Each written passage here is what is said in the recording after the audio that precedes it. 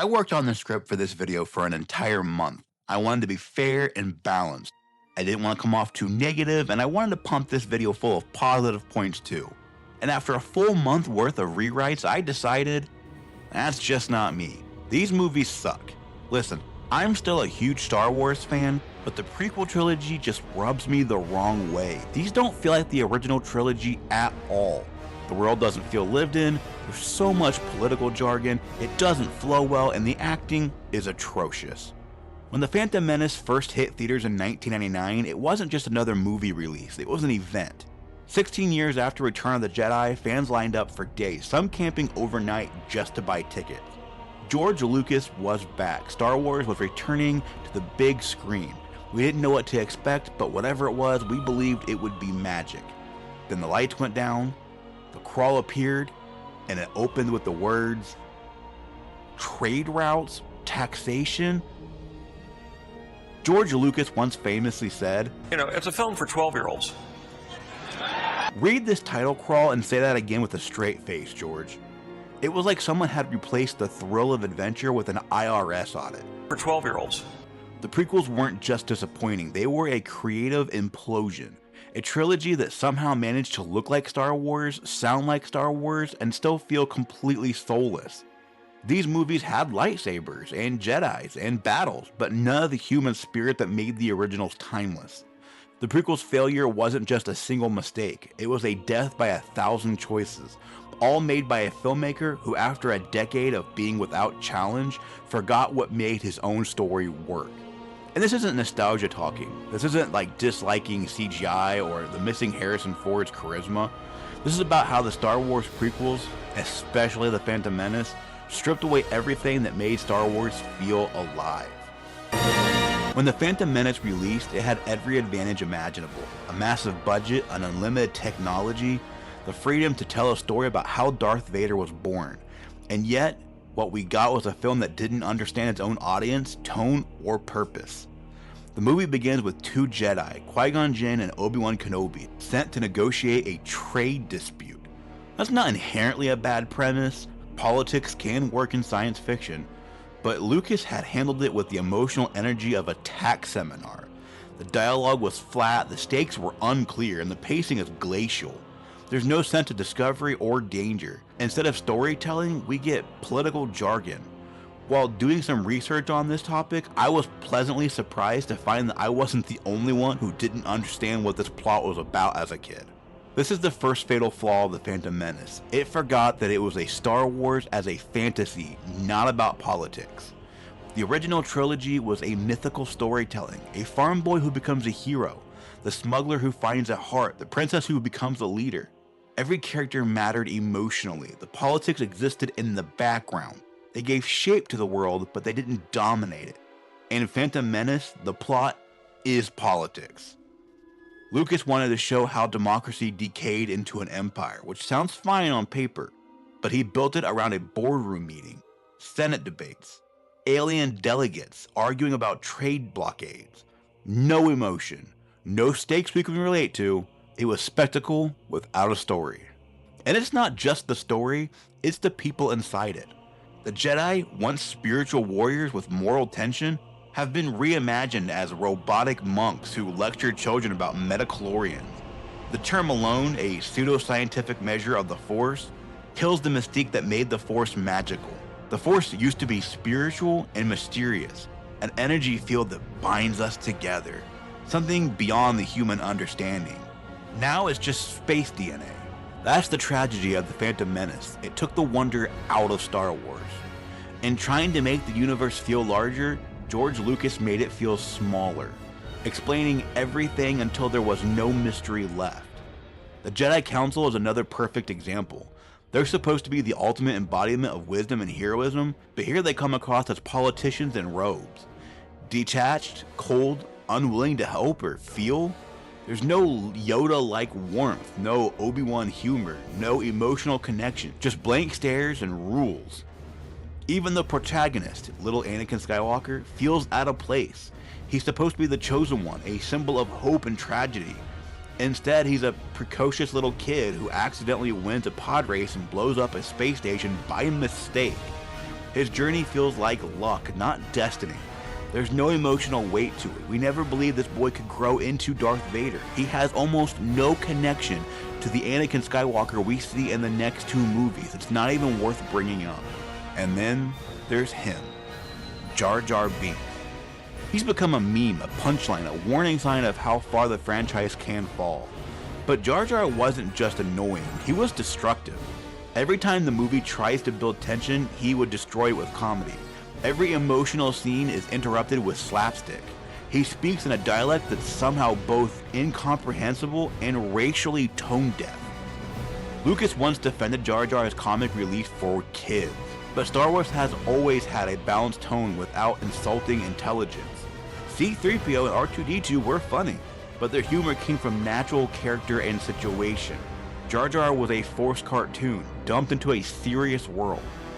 It's not just that he's unfunny, it's that his presence tells the audience this movie doesn't take itself seriously either.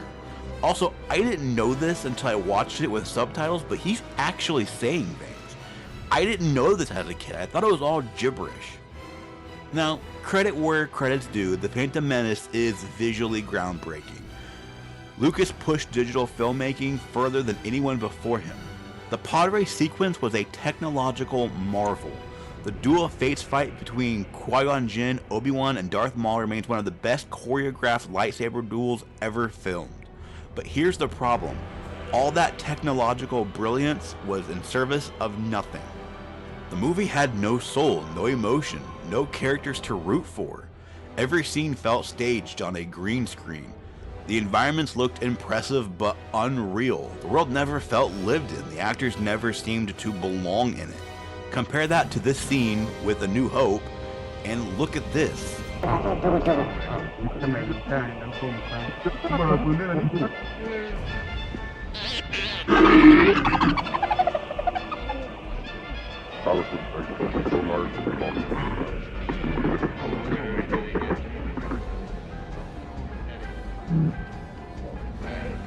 It's telling that Darth Maul, the film's most memorable character, has maybe 3 lines. He's mysterious, visually striking, genuinely menacing, but Lucas kills him off in the first movie, wasting a villain that could have anchored the entire trilogy. Qui-Gon Jinn, also gone, right after being introduced as one of the most interesting new characters. Obi-Wan spends most of the movie sidelined. The emotional through line, a mentor and his student, is buried under political and pod racing. The score swells, but the story doesn't care. It seemed like this moment was supposed to mirror when Luke sees Obi-Wan die later in A New Hope, but we didn't get any emotional attachment to Obi-Wan in this movie, so it just falls completely flat. Even when the movies are trying to connect emotionally, it fails on a basic human level. Because the dialogue is robotic. Lucas wrote and directed every line like he'd forgotten how people speak. Are you an angel? The dialogue doesn't sound like Star Wars. It sounds like an alien AI trying to mimic humanity. The actors, trapped under direction that forbids natural delivery, comes across as wooden. Even great performers like Liam Neeson and Ewan McGregor seem confused by the tone. Natalie Portman, one of the most talented actresses of her generation, spends most of the film reciting exposition like a Siri prototype. And that's what happens when a director surrounds himself with yes men. Lucas had total control, no co-writers, no peer editing, no one to challenge him. The original trilogy thrived because it had others to help shape his ideas. The prequels lacked the balance. The Phantom Menace paid the price. By the time the credits roll, The Phantom Menace has achieved something truly unique. A $115 million blockbuster that feels completely empty. A movie about destiny that never feels destined. A movie about heroes that never feels heroic. A movie about the Force that never feels spiritual. A spectacle without a heartbeat. For many fans, this was the moment Star Wars lost its innocence. And even though the next 2 films would attempt to repair the damage, the foundation was already cracked. The Phantom Menace wasn't just a bad movie. It was the wrong starting point. By 2002, The Phantom Menace had left fans divided but hopeful. Many believe that Lucas would course correct. It's just a setup. Next one will have war and darkness and the real story. And then Attack of the Clones arrived. If Phantom Menace killed the wonder, Attack of the Clones buried emotion. It's a film that feels like it was written by a committee of droids directed by a hologram.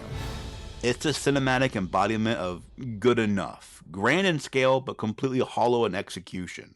Where the original trilogy pulled us in, the Attack of the Clones feels like an expensive tech demo. It's less of a story and more of a portfolio piece for the industrial light and magic. I can sense the computers doing the heavy lifting. Every shot polished to death, every environment sterile, every performance lost. Lucas didn't just embrace CGI, he surrendered to it. Almost every set, background, and character interaction happens in front of a green screen. The actors aren't grounded in reality, and it shows. Watch any dialogue scene. The actors stare into a blank space, unsure what they're reacting to. Even when they're supposed to be in danger, they look bored. That's not their fault, that's the cost of digital obsession. When everything around you is fake, it's hard to believe in anything.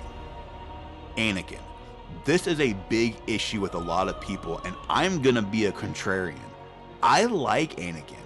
I understood what George Lucas was going for. He's Luke if Luke were more susceptible to the dark side of things. He gives into his emotions too easily and can be summarized by this dialogue here. Luke's just not a farmer, Owen. He has too much of his father in him. That's what I'm afraid of. In fact, this Anakin is the reason why I struggled for years to get into the Clone Wars animated show, because the two Anakins don't act alike. Thank God for the Ahsoka show trying to bridge that gap. I won't fight you. I've heard that before.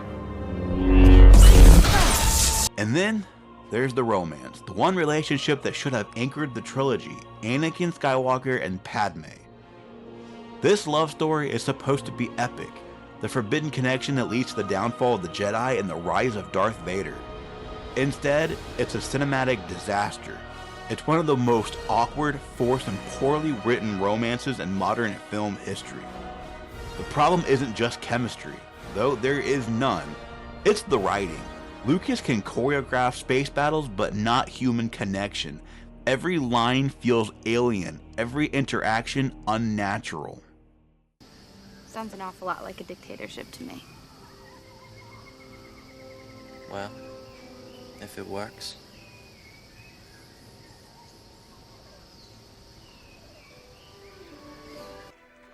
We used to lie out on the sand and let the sun dry us, and try to guess the names of the birds singing. I don't like sand. It's coarse and rough and irritating, and it gets everywhere. It's a line that's become legendary for how tone-deaf it is, because it's not an outlier, it's their entire relationship. The way Anakin and Padmé talk to each other doesn't sound like two people falling in love. It sounds like two people trying to remember how human emotion works. Lucas wanted Shakespearean tragedy, but ended up with a middle school play written by AI. Even the actors, Hayden Christensen and Natalie Portman, seem trapped. They're both talented, but Lucas directs them like he's allergic to subtlety.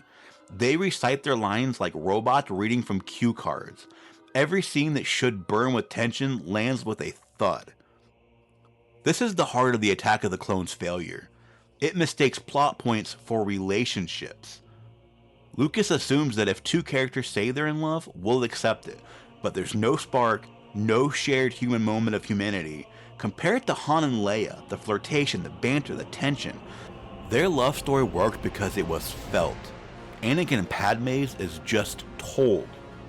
If the Phantom Menace drowned in politics, Attack of the Clones builds a raft out of them. We get more Senate hearings, more trade disputes, more clones, and less clarity. Lucas tries to weave a grand conspiracy, Palpatine manipulating both sides to spark the Clone Wars, but it's told through an endless exposition dump and wooden council meetings. The audience doesn't feel the tension because there's no emotional anchor. When characters aren't talking about trade federations or separatists, they're talking about clones, all identical, created for a war we don't understand against enemies we barely see. The entire middle act feels like homework. The mystery of the clone army should be thrilling, a chilling hint of what's to come, but instead it's presented like a PowerPoint slide. By the time the war starts, we're exhausted. There's no catharsis because there's no build-up. To Lucas's credit, Attack of the Clones is full of action, and yet none of it matters. Lightsaber duels, arena battles, starfighters, explosion. It's a constant noise with no rhythm. The entire third act, the arena, should be incredible. It's a callback to gladiator epics, a moment of spectacle and teamwork, but it's so drenched in digital chaos that it's impossible to connect with. Thousands of CGI clones and CGI droids flood the scene, creating a perfectly animated pattern, and yet none of it feels real. There's no grit, no tactile texture. You never feel the heat, the danger, or the fear. Just clean, sterile perfection. The opposite of what made Star Wars immersive in the first place. Even Yoda's big fight against Dooku, once hyped as the ultimate Jedi moment, feels absurd. Watching a 2-foot-tall CGI blur spin around like a pinball doesn't feel epic, it feels like a parody. Yoda's wisdom and mystique dissolve into cartoon spectacle.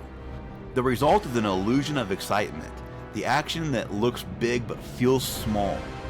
By the end of Attack of the Clones, Anakin marries Padmé, the Republic votes for war, and the Jedi remain oblivious. Big things are happening, but we don't care because the characters never made us care. Obi-Wan, who should be the emotional center, is reduced to a side quest detective. His scenes could be thrilling, investigating, uncovering the clone conspiracy, but they're directed with no tension. It's exposition delivery. Mace Windu exists mostly to look serious.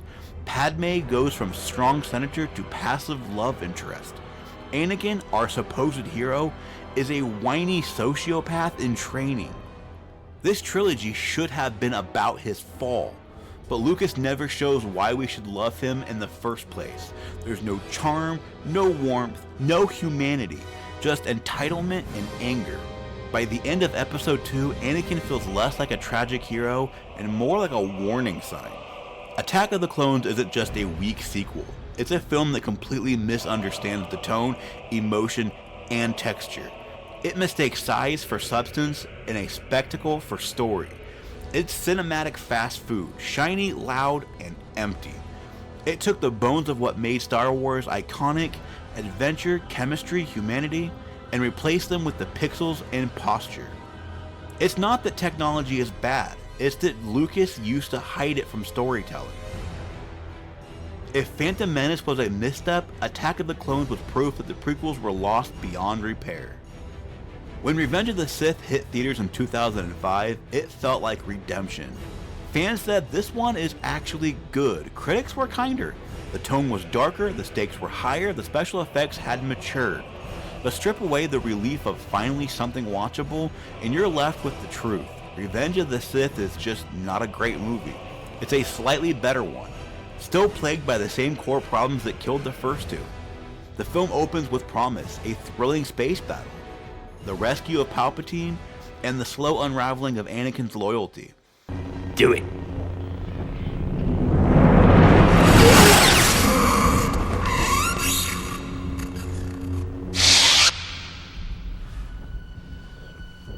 It moves faster, looks sharper, and finally carries a sense of purpose. People are actually talking like people in this movie, but that energy can't hide the emptiness of nothing. This was supposed to be the story we'd all waited for, the transformation from Anakin Skywalker to Darth Vader, the tragedy of a good man consumed by fear and anger. But Lucas doesn't earn it. Anakin's turn from the dark side happens so abruptly, it feels like a plot requirement rather than a natural evolution. One moment he's conflicted but loyal, the next he's murdering children. There's no believable psychological descent, just a switch flipped for convenience. Lucas wants us to believe that Anakin's fear of losing Padmé drives him to betray everything he believes in, but their relationship was never convincing to begin with. You can't build a tragedy on a hollow foundation. The audience isn't watching the fall of a hero, they're watching the story collapse. Even the moment of transformation should be iconic, but it's hollow. Hayden Christensen, confined by direction that demands blank stares and monotone delivery, never gets to explore the madness or heartbreak behind the mask. If you thought the dialogue couldn't get worse, Lucas proved otherwise. Stop! Stop now! Come back! I love you! Liar! The final confrontation between Obi-Wan and Anakin, a scene that should have been emotionally devastating, is written like an argument over parking spots. You will not take her from me! Your anger and your lust for power have already done that. You have allowed this Dark Lord to twist your mind until now you have become the very thing you swore to destroy. Don't lecture me, Obi-Wan. I see through the lies of the Jedi. I do not fear the dark side as you do. I have brought peace, freedom, justice, and security to my new empire. Your new empire? Don't make me kill you. Even the duel, though visually impressive, is emotionally barren. It's a technical showcase with no soul. The choreography is overlong, the environment ludicrously complex, and yet the performances feel disconnected. When Obi-Wan shouts, "You were the chosen one," it should break your heart. Instead, it feels like a reminder of what this trilogy could have been.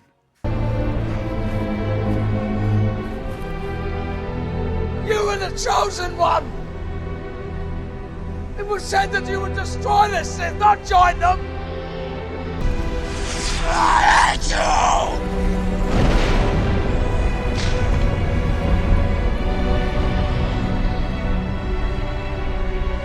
You were my brother, Anakin! I loved you!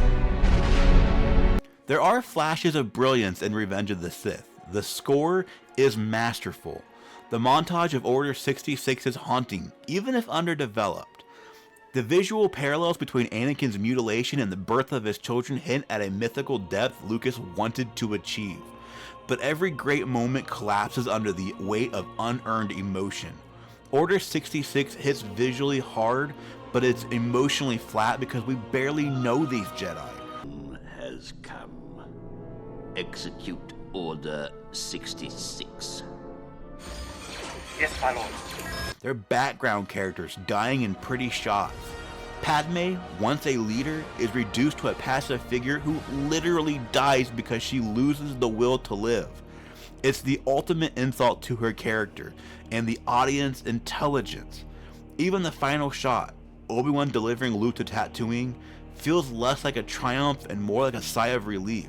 The saga has ended, and not satisfyingly. The biggest problem with Revenge of the Sith is that it's trying to end in the status quo. It's trying to set up the next trilogy, but it didn't earn it in this trilogy.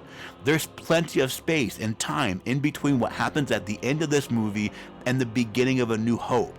Padmé didn't have to die. All the Jedi didn't have to die.